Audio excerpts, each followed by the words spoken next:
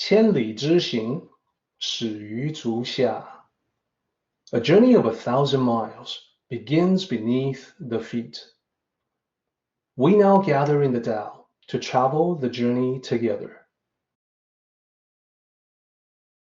Welcome to Tao Talks with Derek Lin, where we take a deep dive into the Daodejing by Lao Tzu. I would like to invite you to center your thoughts and direct your attention to this moment in time, to the here and now. To be fully present and mindfully aware as we all ready ourselves for this sacred process of the Tao.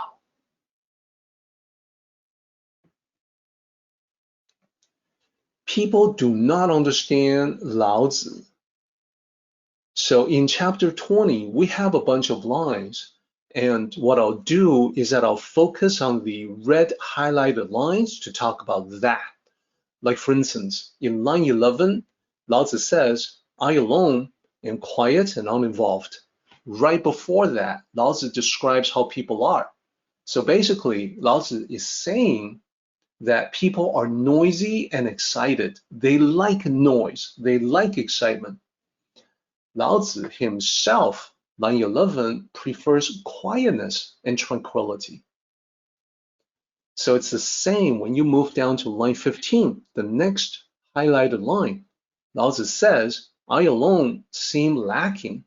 Right above that, it's talking about how people have surplus. That just means that people accumulate.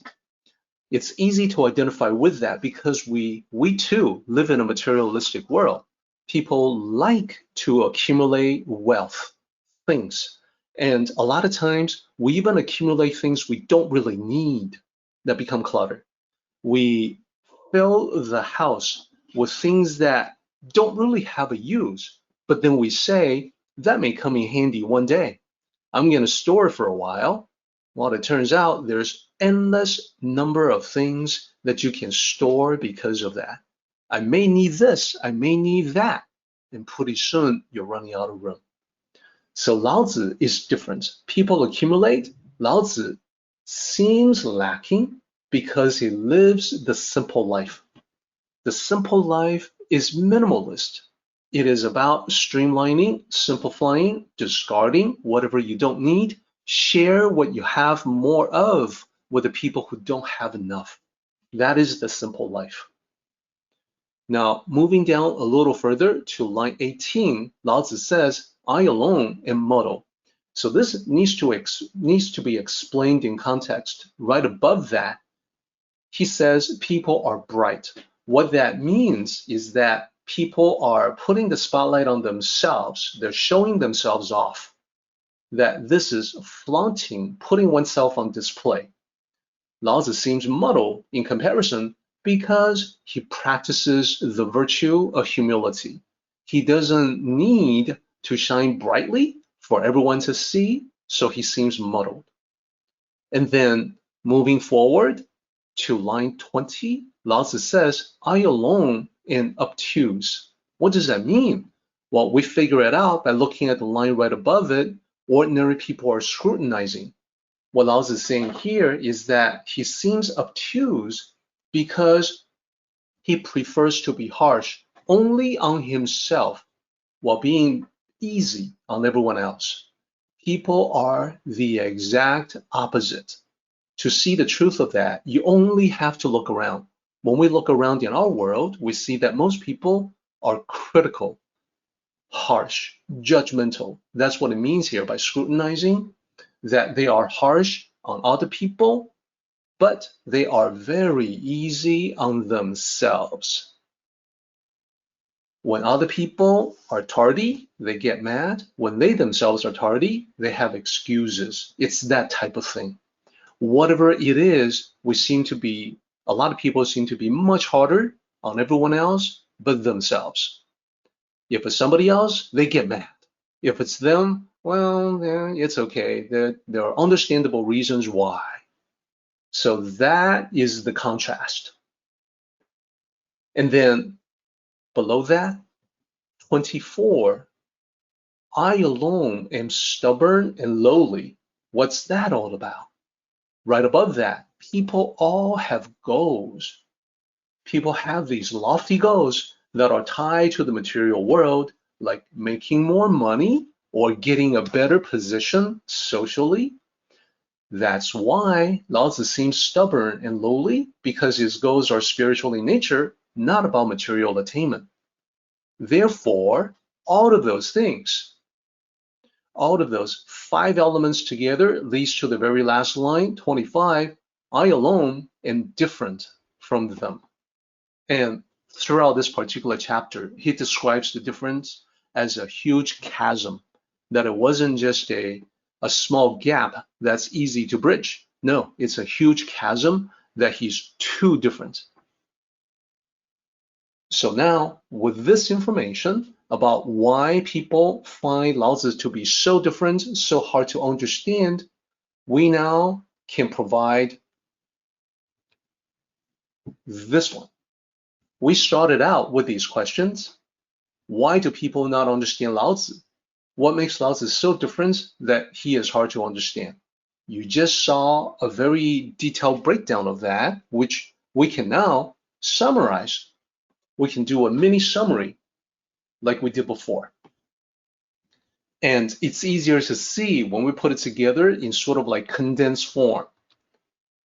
Most people like noisy excitement. Tao sages, similar to Lao Tzu.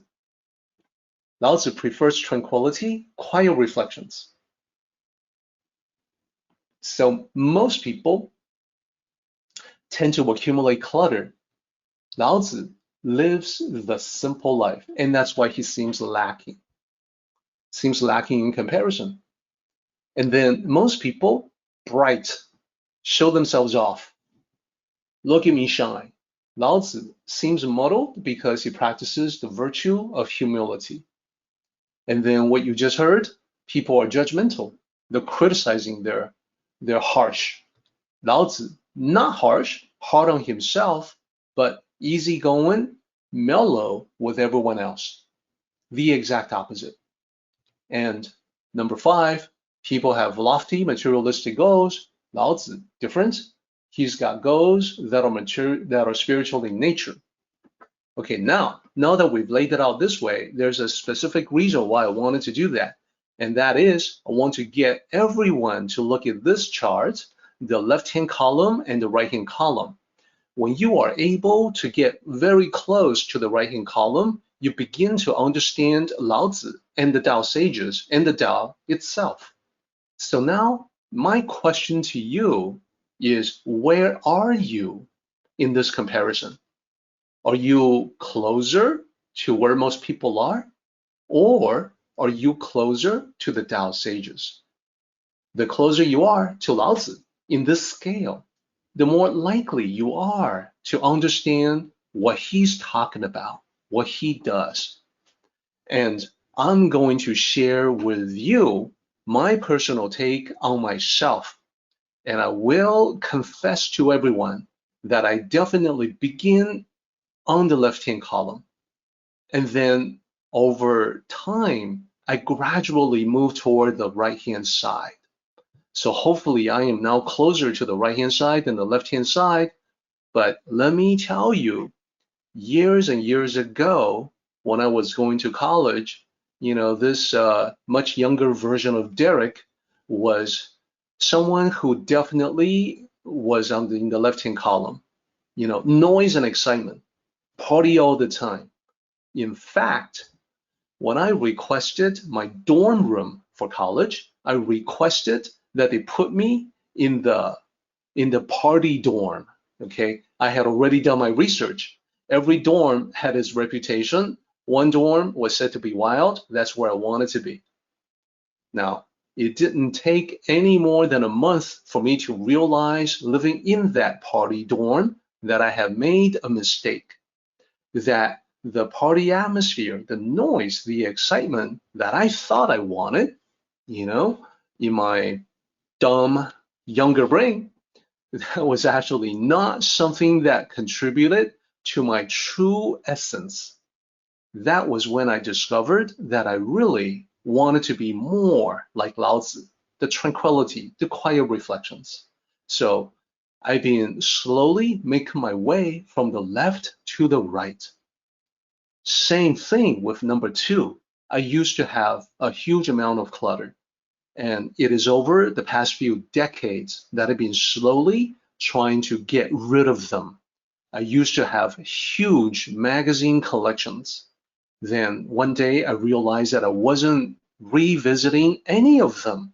I was holding on to this clutter for no reason. So I eventually had to get rid of them, and I was better off for it. So I am beginning to understand the appeal of living the simple life. I'm moving from the left to the right. And showing off, yeah, the younger version of Derek definitely liked to show off. And that was the reason, that was a lot of the way that I spent my time. It preoccupied my attention back in those days. But since that time, I've been moving slowly to the right-hand side to be humble, to practice humility. And I find that I like it a lot. I liked it before when I was receiving applause, and then I would be, worried about not getting the applause.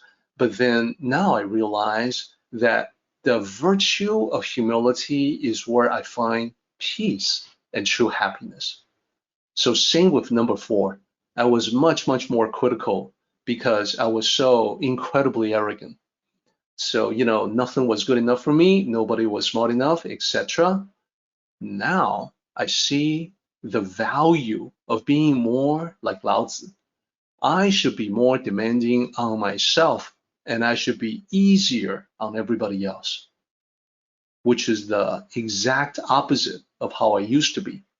And how I used to be was that I thought that I would attain a very high level position within an organization. That's what I was thinking.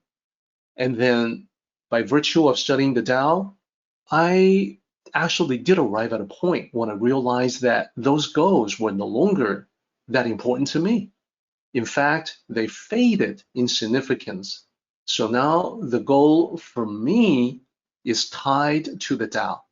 My goal, it's much more important to me now to be spending this time with you than to spend the time in pursuit of some position somewhere. That doesn't have any meaning for me. This right here, this process going on, this has all the meaning for me in the world.